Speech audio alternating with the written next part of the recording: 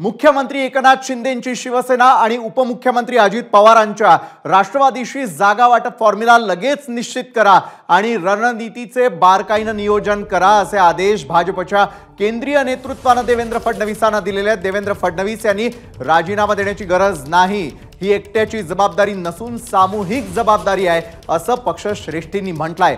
तसंच तत्काळ विधानसभा निवडणुकीचं नियोजन करावं आणि त्या प्लॅनवर 22 तारखेला पक्षातील अन्य नेत्यांशी सल्लामसलत करावी असे आदेशही केंद्रीय नेतृत्वाने दिल्याचं कळतंय। त्यामुळे 22 जून रोजी पुन्हा एकदा कोर कमिटीची बैठक मुंबईमध्ये होणार आहे। सोमेश कोलगे आपले प्रतिनिधी या संदर्भात अधिक माहिती देत आहेत। सोमेश, खरं तर पुढची रणनीती ठरवण्यासंदर्भात पक्षश्रेष्ठींनी सांगितलेलं आहे, काय नेमकं सांगण्यात आलंय? नक्कीच विशाल, काल जी महत्वाची बैठक पार पडली दिल्लीमध्ये भाजपच्या महाराष्ट्रातील नेत्यांची, या बैठकीमध्ये देवेंद्र फडणवीसांना स्पष्ट सांगण्यात आलंय की त्यांनी राजीनामा देण्याची गरज नाही। जो पराभव झाला तो पराभव सर्वांची सामूहिक जबाबदारी आहे आणि त्याचवेळी विधानसभा निवडणुकांच्या दृष्टीने मित्रपक्षांसोबत लवकरात लवकर जागा वाटपाचा फॉर्म्युला निश्चित करायला सांगितलंय। कारण लोकसभेला आपण लक्षात घेतलं असेल तर जागा वाटपाचा फॉर्म्युला हा शेवटपर्यंत ठरत नव्हता आणि त्याचा परिणाम म्हणून अगदी शेवटी एकमेकांच्या विरोधात बातम्या पेरण्यापासून ते त्याचं परसेप्शन खराब करण्यापर्यंत इतके अनेक प्रयत्न झाले आणि शेवटी उमेदवारही त्यामुळे उशिरा जाहीर करण्यात आले।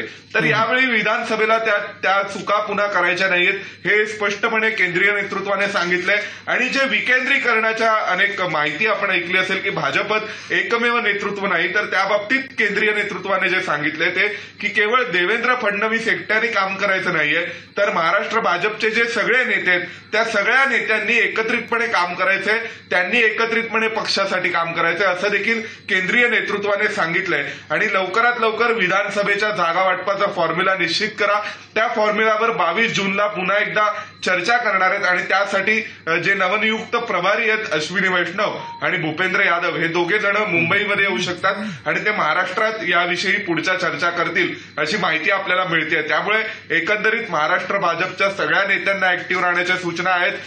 फडणवीसांनी राजीनामा देण्याची गरज नाही हे स्पष्ट झालेलं आहे आणि विधानसभा निवडणुकांसाठी दोन्ही घटक पक्ष सोबत लढणार हे देखील स्पष्ट झालेलं आहे। त्यामध्ये राष्ट्रवादी काँग्रेस अजित पवार आहे आणि एकनाथ शिंदेची शिवसेना आहे, हे दोन्ही पक्ष भाजपसोबत लढणार हे स्पष्ट आहे।